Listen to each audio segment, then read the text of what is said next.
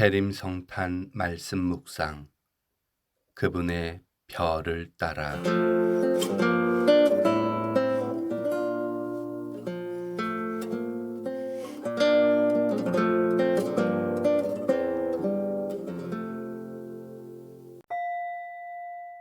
시작기도. 성부와 성자와 성령의 이름으로 아멘. 순례자 임마누엘 우리 하느님, 저를 지금 여기 지상의 별로 빛나게 해주심을 지구별 순례자로 불러주심을 찬미합니다. 어렵고 어두운 날들, 별임을 잊은 시간들, 별빛이 흐려진 시간들, 별 중의 별, 가장 빛나는 별을 세상에 보내시니 흔들리는 걸음이 그 별을 향하고 제가 별에서 온 별임을 다시 알겠습니다. 잊지 마라. 내가 너희 생명이다. 양식이다. 벗이다. 쪼개지고 나눠지며 먹이고 입혀온 나다. 말씀해 주시는 그리스도, 우리와 함께 계시는 주님, 그 모든 신비 안에 언제나 머물게 하소서. 12월 8일 한국교회의 수호자, 원죄없이 잉태되신 복되신 동정 마리아 대축일. 기도 지향. 하느님의 뜻에 나를 내어 맡길 수 있는 은총을 청하며 말씀을 읽어봅시다.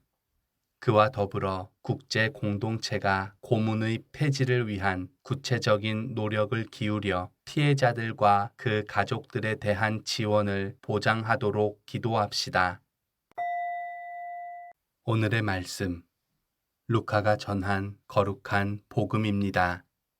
그때 하느님께서는 가브리엘 천사를 갈릴레아 지방 나자렛이라는 고을로 보내시어 다윗 집안의 요셉이라는 사람과 약혼한 처녀를 찾아가게 하셨다. 그 처녀의 이름은 마리아였다. 천사가 마리아의 집으로 들어가 말하였다. 은총이 가득하니여 기뻐하여라. 주님께서 너와 함께 계시다. 이 말에 마리아는 몹시 놀랐다. 그리고 이 인사말이 무슨 뜻인가 하고 곰곰이 생각하였다. 천사가 다시 마리아에게 말하였다. 두려워하지 마라, 마리아야. 너는 하느님의 총애를 받았다. 보라, 이제 내가 잉태하여 아들을 낳을 터이니 그 이름을 예수라 하여라. 그분께서는 큰 인물이 되시고 지극히 높으신 분의 아드님이라 불리실 것이다. 주 하느님께서 그분의 조상 다윗의 왕좌를 그분께 주시어 그분께서 야곱 집안을 영원히 다스리시리니 그분의 나라는 끝이 없을 것이다. 마리아가 천사에게 저는 남자를 알지 못하는데 어떻게 그런 일이 있을 수 있겠습니까? 하고 말하자 천사가 마리아에게 대답하였다. 성령께서 너에게 내려오시고 지극히 높으신 분의 힘이 너를 덮을 것이다. 그러므로 태어날 아기는 거룩하신 분, 하느님의 아드님이라고 불릴 것이다. 내 친척 엘리사벳을 보아라. 그 늙은 나이에도 아들을 잉태하였다. 아이를 못 낳는 여자라고 불리던 그가 임신한 지 6달이 되었다. 하느님께는 불가능한 일이 없다. 마리아가 말하였다. 보십시오.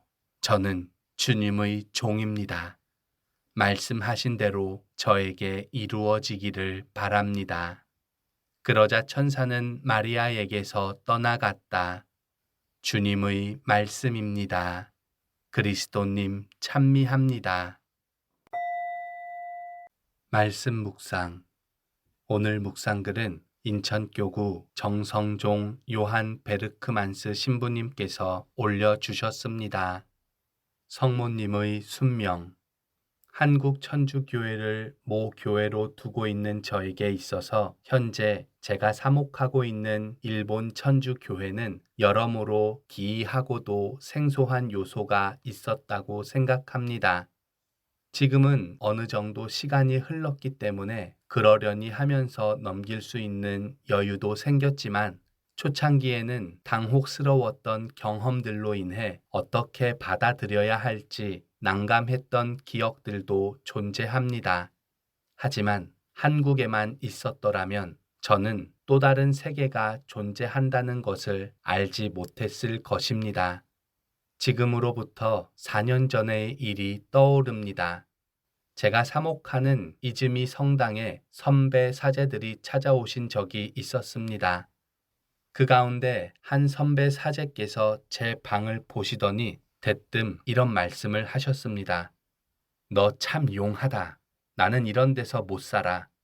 그 말씀을 듣고 솔직히 기분이 좋지 않았습니다.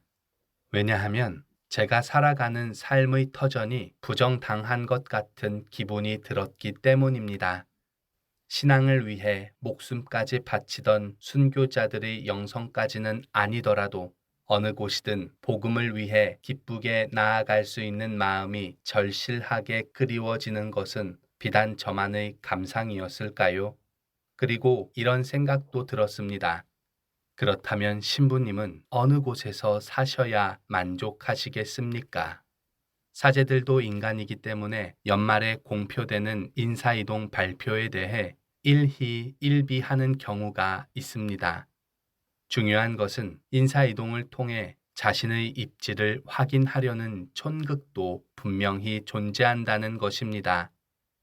모든 것이 잘 갖추어져 있고 안락한 곳으로 가면 성공한 사제이고 험지로 가면 무언가 잘못한 것이 있는 사제라는 말도 안 되는 이데올로기가 우리 교회 안에도 만연하다는 생각이 듭니다.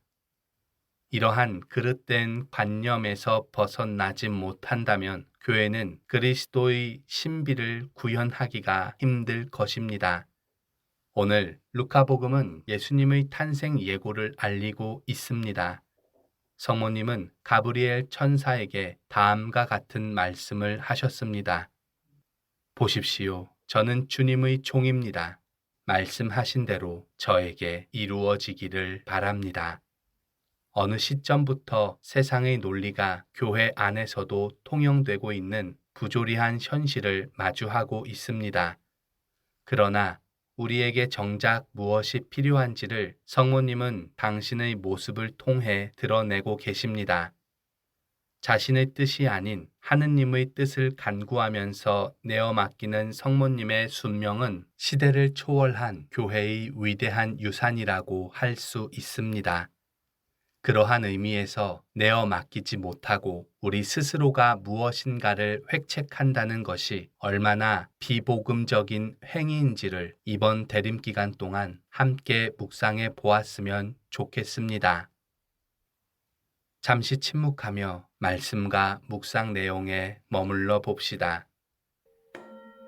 요즘 하느님이 내게 바라시는 것이 있습니까? 그 일에 대한 나의 마음은 어떻습니까?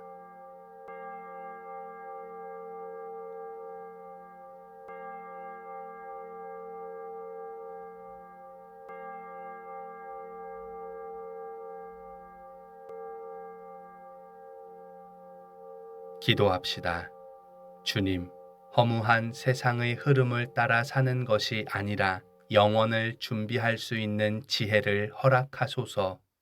당신이 원하시는 바를 선택하고 살아갈 수 있는 성모님 닮은 신앙인이 되게 하소서. 아멘. 성부와 성자와 성령의 이름으로 아멘.